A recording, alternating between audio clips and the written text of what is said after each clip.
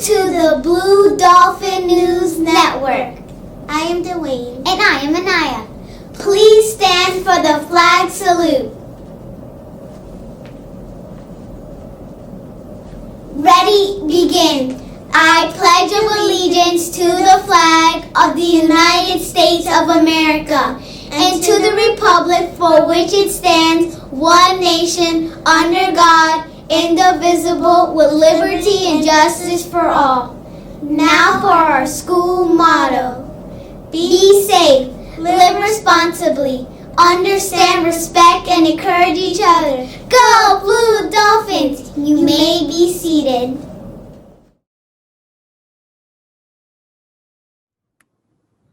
Hello, I hope you're doing super amazing. I hope you had a great weekend. And we've been talking about this week about kindness and the power of our words, right? Not only the power of our words, but the power of our actions as well, right? Because what you do also makes a profound impact. We're going to be reading a really sweet book, and I'm going to get to it because it's a little bit of a longer picture book, and it's called Each Kindness. So let me share my screen.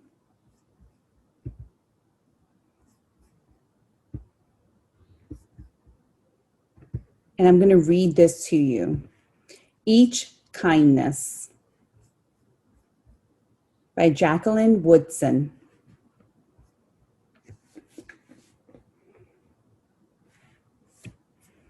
That winter, snow fell on everything, turning the world a brilliant white.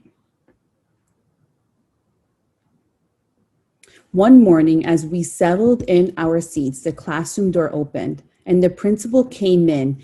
She had a girl with her, and she said to us, "This is Maya." Maya looked down at the floor. I think I heard her whisper, "Hello." We all stared at her. Her coat was open, and the clothes beneath it looked old and ragged. Her shoes were spring shoes, not meant for the snow. A strap on one of them had broken. So you could tell a lot by her body language walking in, and she must feel scared because it's her first day in that school.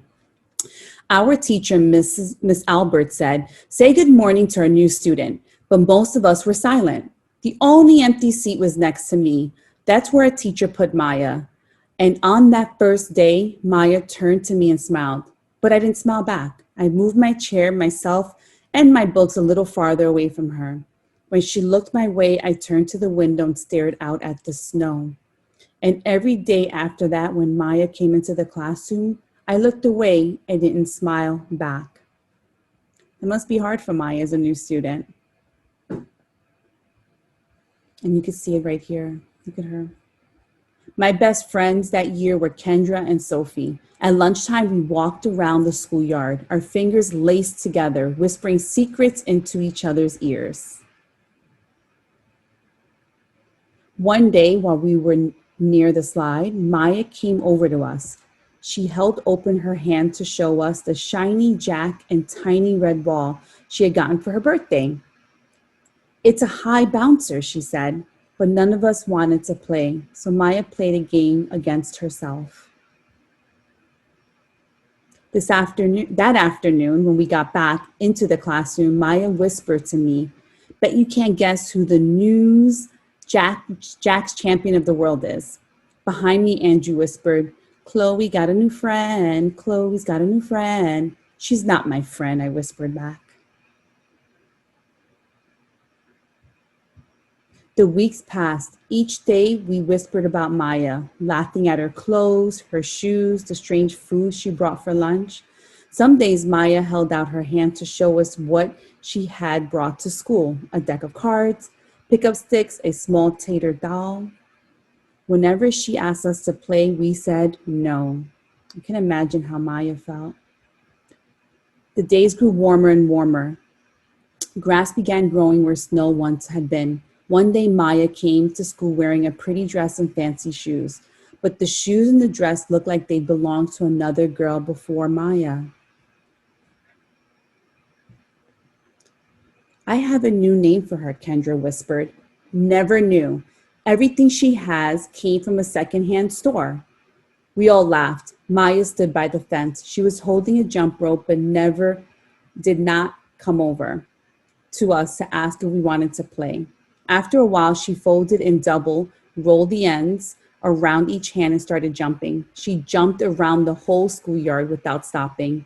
She didn't look up once, just jumped, jumped, and jumped. She was probably tired of asking them to be friends, right? She seemed like she was really trying hard. The next day, Maya's seat was empty. In class that morning, we were talking about kindness. Miss Albert brought a big bowl into class and filled it with water. We all gathered around her desk and watched her drop a stone into it.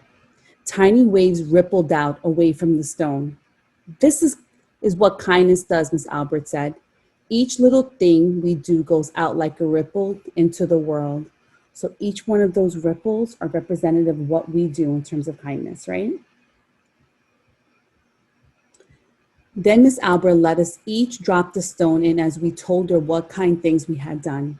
Joseph had held the door for his grandmother. Kendra helped change her baby brother's diaper.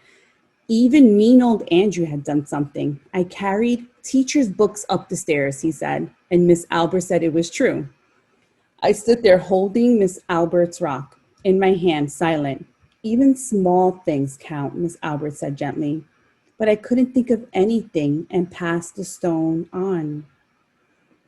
She probably had many opportunities to be kind, but she let them go. Maya didn't come to school the next day or the day after that. Each morning I walked to school slowly, hoping this would be the day Maya returned and she'd look at me and smile. I promised myself that I smiled back. Each kindness, Miss Albert said, makes the world a little bit better. So I guess she had a heavy heart, like she wasn't being kind to Maya, and she realized that it was really hurting her now. But Maya's seat remained empty, and one day Miss Albert announced to the class that Maya wouldn't be coming back. Her family had to move away, Miss Albert said. Then she told us to take our notebooks. It was time for spelling. So it was a missed opportunity to be kind to Maya. That afternoon, I walked home alone. When I reached the pond, my throat filled with all the things I wish I would have said to Maya. Each kindness I have never shown. I threw small stones into it over and over, watching the water ripple out and away, like each kindness done and not done, like every girl somewhere holding a small gift out to someone and that someone turning away from it. So she's thinking about all the opportunities she had to be kind and she didn't take. I watched the water ripple as the sun set through the maples, and the chance of kindness with Maya became more and more forever gone. Each kindness. So really, we're thinking about a missed opportunity, right? Where we have a new student that came in who may not have dressed like the other students or may not have looked like the other students, but what a missed opportunity for these children to really allow her to feel welcomed or to feel loved. So I'm just asking you, class, to make sure that you spread kindness to people that you know, spread kindness to people that you do not know.